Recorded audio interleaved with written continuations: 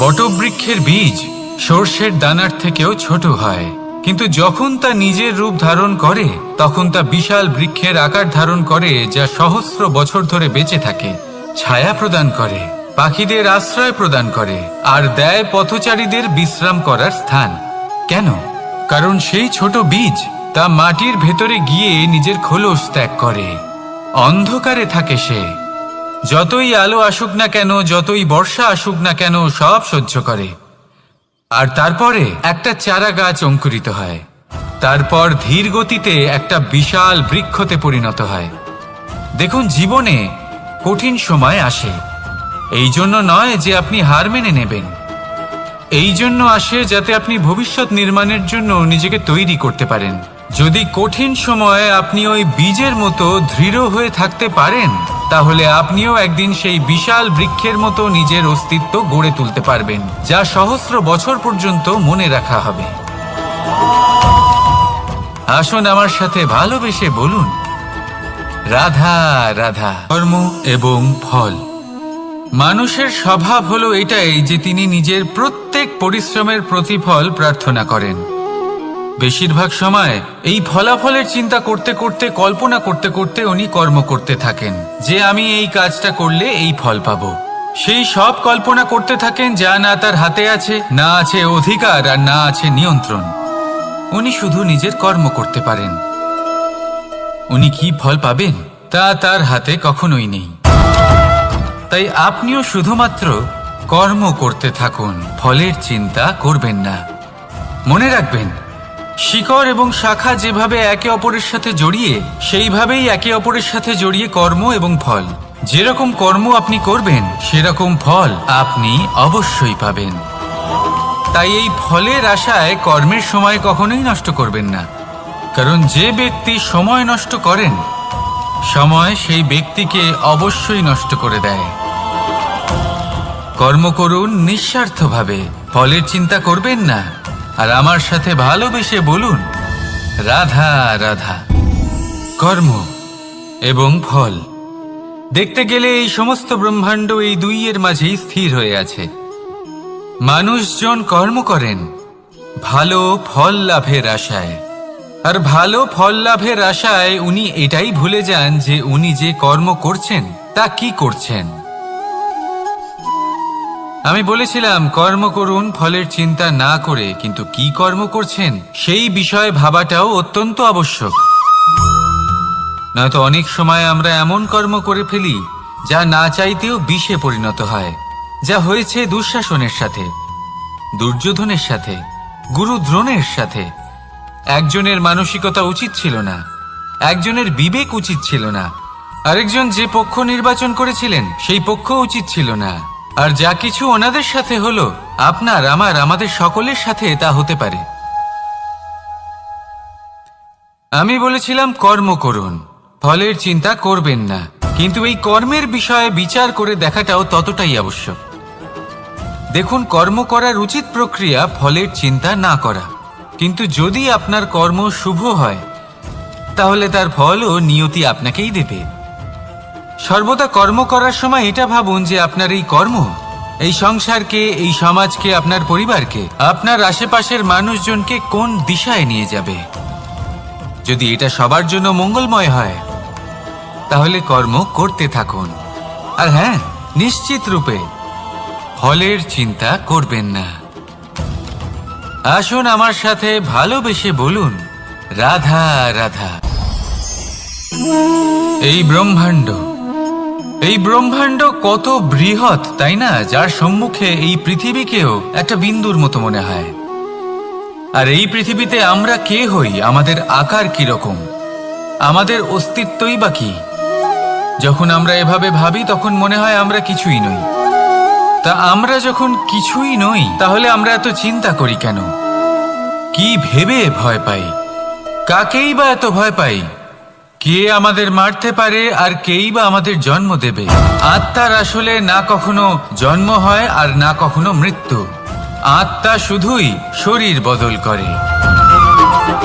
আপনি, আমি, আমরা সকলে এই শরীর নয়, আমরা হলাম আত্মা, যা হলো পরম আত্মার পরম অঙ্গ। সেই জন্য মনে রাখবেন, বাইরের কোথাও দেখবেন না, নিজের অন্তরের গভীরে গিয়ে দেখুন, আত্মাকে উপলব্ধি করতে শিখুন। ক্লেশ, ভয়, চিন্তা, এই সব কিছুর থেকে নিজেকে দূরে রাখুন, তাহলেই উপলব্ধি করতে পারবেন পরমাত্মা কে।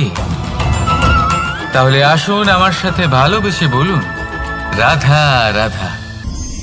পরিবর্তন এই সংসারের শাশ্বত নিয়ম।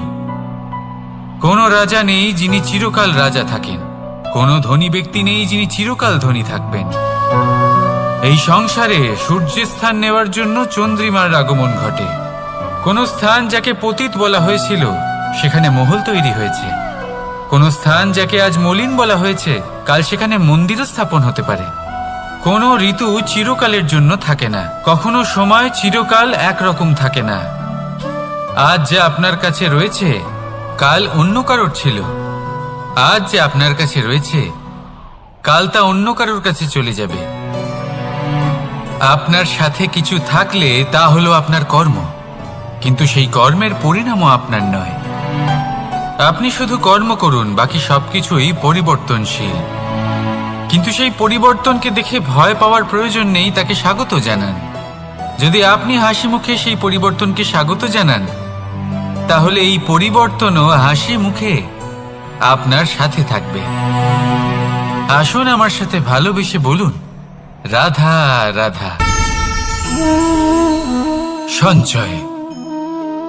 মানুষের যখন থেকে বোধবুদ্ধি হয় সঞ্চয় করতে আরম্ভ করে দেন। সঞ্চয় করতে থাকেন ভোজনের, সঞ্চয় অর্থের, সঞ্চয় শক্তির। নিজের জন্য করেন, নিজের পরিবারের জন্য করেন, নিজের স্ত্রীর জন্য করেন, সন্তানের জন্য করেন, সন্তানের সন্তানের জন্যও সঞ্চয় করেন। সঞ্চয় করার জন্য ওনার কাছে অনেক কারণ রয়েছে, কারণ উনি এটা ভাবেন যে এই সঞ্চিত শক্তির জন্য কেউ ওনার কোনো ক্ষতি করতে পারবে না। মানুষ ভুলে যান একটা গুরুত্বপূর্ণ কথা, এই সত্য, উনি এই সংসারে খালি হাতেই এসেছিলেন, আর এখান থেকে ওনাকে খালি হাতেই যেতে হবে। যা এখানকার তা এখানেই থেকে যাবে। আর যদি কিছু ওনার সাথে যায় তা হলো ওনার কর্ম, আর কিচ্ছু নয়। তাই যদি কিছু অর্জন করতে চান তাহলে শুভ কর্ম অর্জন করুন, আত্মশক্তি অর্জন করুন, কারণ পরলোকে এটাই হবে আপনার সম্পত্তি। তাহলে কি এটা আপনি অর্জন করতে চান না? আসুন আর আমার সাথে ভালোবেসে বলুন, রাধা রাধা। সদিচ্ছা। দেখতে গেলে 3 অক্ষরে তৈরি এই শব্দ, কিন্তু সমস্ত ত্রিলোক তার উপরেই আধারিত। আপনি এই সংসারে এসেছেন, তখন অবশ্যই শ্বাস নেবেন, কিন্তু তার বদলে আপনাকে কিছু তো দিতেই হবে। আপনার উপর নির্ভর করছে আপনি কি দেবেন। কি দেবেন এই সংসারকে, এই সমাজকে, নিজের পরিবারকে, আর তার বদলে কি নেবেন। যশ। দুজনেই সমুদ্র পার করেছিলেন, শুধু পার্থক্য ছিল সদিচ্ছাকে বোঝার লক্ষ্যের। অনেক মানুষের যাত্রা একরকম হতেই পারে, কিন্তু আনন্দ তখনই লাভ করবেন যখন লক্ষ্য শুভ হবে, মহান হবে। এই লক্ষ্য দিয়ে এই সংসারের কল্যাণ হবে এবং মানুষের সম্মান হবে। যদি আপনার সংকল্প উচিত হয় তাহলে আপনার লক্ষ্য উচিতই হবে, নয়তো শুধুমাত্র বিনাশ হবে। আর উচিত এটাই হবে যে বিনাশের হাত থেকে যেন নিজেকে বাঁচানো যায়, কি বলেন? তাই জীবনে যে লক্ষ্য স্থির করছেন মনে রাখবেন তা যেন শুভ লক্ষ্য হয়। যদি এরকম হয় তাহলে আপনার যাত্রা, আপনার জীবন দুটোই শুভময় হবে। আসুন আর আমার সাথে ভালোবেসে বলুন, রাধা রাধা। সুরক্ষা। এই সুরক্ষা আসলে কি? এটা কি কোনো কবচ নাকি কোনো সীমা? এই সুরক্ষা আসলে অন্য কিছু। আমাদের মাতা পিতা, আমাদের প্রিয়জন, আমাদের বন্ধু, এই সমাজ, আমাদের শুভাকাঙ্ক্ষী, আমাদের আত্মীয়, এনারা সবাই আমাদের জীবনে কোনো না কোনোভাবে সুরক্ষা দিয়ে থাকেন, একটা কবচ দিয়ে থাকেন কোনো না কোনো রূপে। কিন্তু দেখতে গেলে আমাদের পরাক্রমের পথে, আমাদের বীরত্বের পথে, আমাদের সাহসের পথে এই সুরক্ষাই সব থেকে বড় বাধা হয়ে দাঁড়ায়। একবার ভেবে দেখুন, যদি আপনি কোনো সুরক্ষাই না পান বা যদি আপনি এই সুরক্ষা ভেঙে বাইরে আসতে পারেন, তাহলে আপনার বীরত্ব চরম সীমায় পৌঁছে যায়। কেন? কারণ তখন আপনি জানেন যে এই সংসারের সম্মুখীন আমাদের নিজেদেরই হতে হবে। আপনি বুঝে যান যে শত্রুর সম্মুখীন এবার নিজের বলের দ্বারা, নিজের পরাক্রমের দ্বারা, নিজের সাহসের দ্বারা করতে হবে। আর তখন আমাদের মনের মধ্যে এই শক্তি জাগ্রত হয়। এই শক্তি অন্তরেই বসবাস করে। শুধু এটা চিনে নিতে হবে, একে জাগ্রত করতে হবে। আর এটা সুরক্ষা ভেঙে যাওয়ার পরেই সম্ভব হয়। আর যারা নিজের শক্তি সম্পর্কে জানেন, যিনি নিজেই জানেন তিনি কতটা শক্তিশালী, তিনি নিজেই নিজের সুরক্ষা কবচ চিরকালের মতো ভেঙে ফেলে দেন, ঠিক কর্ণের মতো। আর তারপরে দেখুন, আপনার পরাজয় হোক বা বিজয়ী হোক না কেন, সেটাই অনেক বড় হয়, সেটাই প্রশস্ত হয়ে থাকে। সেই জন্য ত্যাগ করুন নিজের ভয়কে, নিজের আশেপাশের এই সুরক্ষা চক্রকে ভেঙে ফেলুন।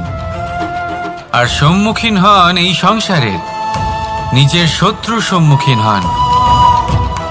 পরাক্রমের এই অঙ্কুর, তা অঙ্কুরিত হওয়ার জন্য বীজের উপরের এই কবচ, এটা ভেঙে যাওয়া অতি আবশ্যক।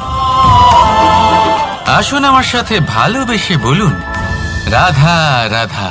যখন আমরা হাঁটতে থাকি আর আমাদের পায়ে কাঁটা বিঁধে যায়, তখন মুখ দিয়ে আহ বেরিয়ে আসে, কান্না চলে আসে, আর অনেক সময় অভিশাপও বেরিয়ে আসে।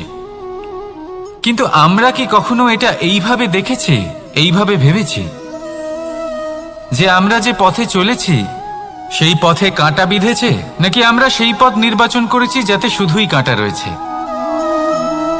নাকি আমরা এভাবে ভেবে দেখেছি যে এই কাঁটা আমাদের কষ্ট দিতে এসেছে, নাকি এটা আমরাই বিছিয়ে রেখেছিলাম?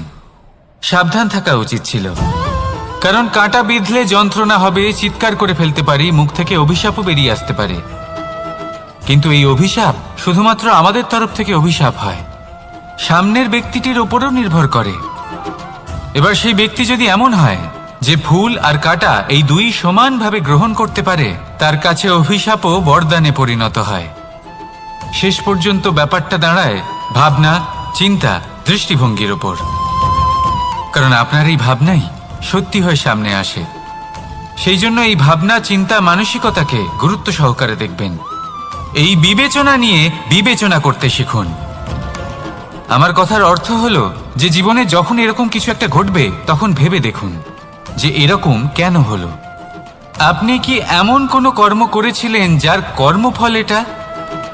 এমন কোনো কাজ যা অনুচিত ছিল, অসত্য ছিল, যা অভদ্রতার কারণ ছিল? ভেবে দেখা প্রয়োজন। দেখুন, ইচ্ছে হলো আপনার যে আপনি কি করতে চান, ভাবনা আপনার, সত্য আপনার, জীবন আপনার, সিদ্ধান্ত আপনার। আসুন আর আমার সাথে ভালোবেসে বলুন, রাধা রাধা। সময়, এই সময় আসলে কি? এই সময় একটা সরল রেখা তো কখনোই নয়। সময় হলো একটা চক্র, যেখানে এর আদি সেখানেই হলো এর অন্ত, আর যেখানে তা শেষ হয় সেখান থেকেই তার শুরু হয়। এই সময় একটা অত্যন্ত বিচিত্র চিন্তা, বিচিত্র ভাবনা, একটা বিচিত্র বস্তু যা কেউ বুঝতে পারেন না। এই সময়ের লীলা, এর কোনো প্রমাণ নেই, কোনো জ্ঞান নেই, কোনো পরিমাপ নেই। শুধু এটুকু আমরা জানতে পারি, যেখানে শেষ হবে সেখান থেকে একটা নতুন সূচনাও হবে। যা আজ আপনার কাছে আছে, কাল অন্য কারোর কাছে যাবে, তারপরে তার কাছ থেকেও অন্য কারোর কাছে যাবে, তারপরে তার থেকেও ছিনিয়ে নেওয়া হবে। এই নিয়তির একজনের কাছ থেকে অন্যজনের কাছে আদান প্রদানের এই সময় হলো আপনার সময়। এই সময়ের সদ্ব্যবহার করুন, এই সময়কে বাঁচুন। আপনাকে শুধু এটাই সুনিশ্চিত করতে হবে যে আপনি কোন পক্ষে আছেন। আর সত্যি বলতে কি, আপনার জীবনের পরিণাম নির্ভর করে আপনার নির্বাচনের ওপর। আপনি কোন পক্ষ নির্বাচন করছেন। তাহলে মনে রাখবেন, জীবনে সেই পক্ষই নির্বাচন করবেন যা চয়ন করার পরে আপনি সুখ অনুভব করবেন।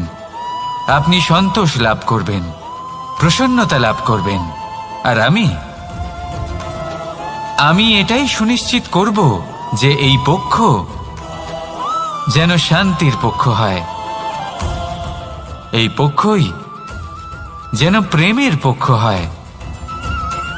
তাহলে চিন্তা করবেন না, আর আসুন আমার সাথে ভালোবেসে বলুন, রাধা রাধা। দৃষ্টি আর দৃষ্টিভঙ্গি, এই সমগ্র লীলা হলো এই দুইয়ের। বিচিত্র হতে পারে, কিন্তু এটাই সত্যি। এবার আপনাকে একটা উদাহরণ দিয়ে বোঝাই। অনেক সময় আপনি কোনো ব্যক্তিকে এটা বলতে শুনবেন যে আমি আমার নিজের উপরে গর্ব করি, আমি নিজেকে নিয়ে গর্ব করি, আমি খুব ভালোভাবে আমার মা বাবার সেবা করি, ওনাদের আমি সবসময় সুখী রাখি, ওনাদের আমি একটা বাড়ি দিয়েছি, সকল সুখ সুবিধা দিয়েছি, ওনাদের জীবনে প্রত্যেক জিনিস দিয়েছি আর দেব যা তাদের প্রয়োজন। এবার আমাকে বলুন যে আপনি কে হন?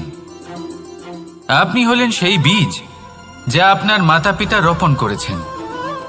আপনার মা বাবাই আপনাকে এই সংসারে জন্ম দিয়েছেন। এবার এইসব কথার কি তাৎপর্য? এই হলো সেই ব্যক্তির দৃষ্টিভঙ্গি। এবার দেখা যাক এই প্রকৃতি আমাদের কি শেখায়। কখনো কোনো গাছকে দেখবেন, যখন সেই গাছে ফল আসে, সে মালিকে এটা বলে না যে দেখো আমি তোমাকে ফল খেতে দিচ্ছি।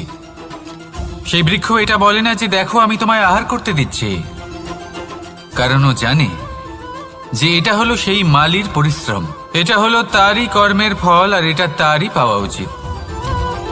সে বলে যে তোমার জিনিস তোমাকেই অর্পণ করলাম, এ আমার জিনিস নয়। ও জানে সেই মালির গুরুত্ব আসলে কি, এটা হলো তার দৃষ্টিভঙ্গি। সেই জন্য আপনি জীবনে কোন ব্যক্তির মধ্যে, কোন পশু পাখির মধ্যে, কোন প্রাণীর মধ্যে, কোন পরিস্থিতিতে, কোন আবেগের মুহূর্তে কি দেখতে পাচ্ছেন, সেটা আপনার দৃষ্টিভঙ্গির উপরে নির্ভর করছে। তাই নিজের মনে ধনাত্মক ভাব জাগ্রত করুন, শুভ চিন্তা নিয়ে আসুন। এই ভাবনাই সত্য হয়ে সামনে আসবে। এই দৃষ্টিভঙ্গি এমন হয়ে যাবে যে আপনার জীবনে সবকিছুই শুভ হবে। তাহলে আসুন আর আমার সাথে ভালোবেসে বলুন, রাধা রাধা। প্রতিশোধ অথবা কাউকে দুঃখ দেওয়ার ভাবনা, যদি এটা আপনার মনে থাকে, তাহলে আপনি নিজের মনেই যন্ত্রণার একটা বিশাল বৃক্ষ রোপণ করছেন, এটা মনে রাখবেন।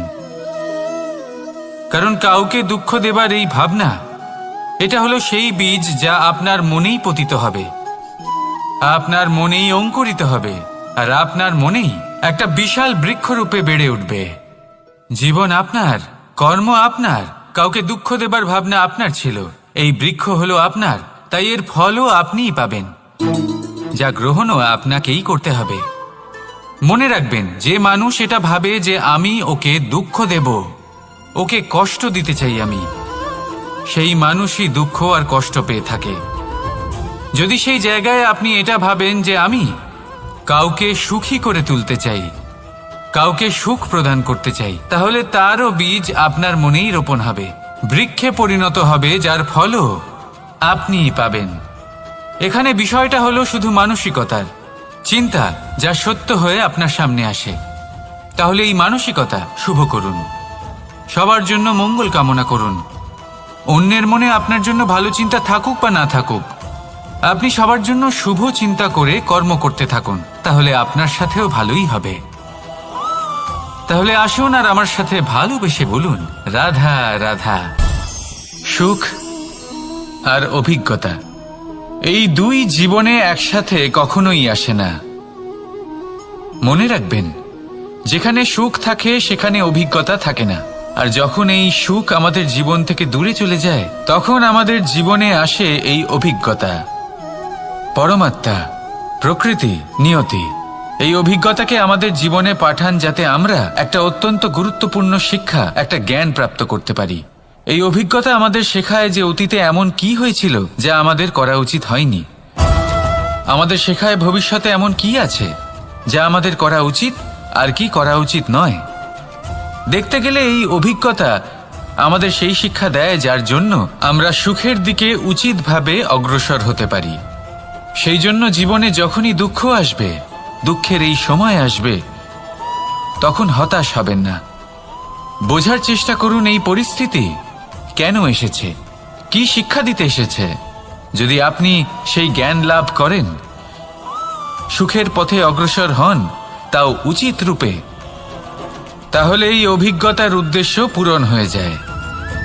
তাহলে আসুন আর আমার সাথে ভালোবেসে বলুন, রাধা রাধা।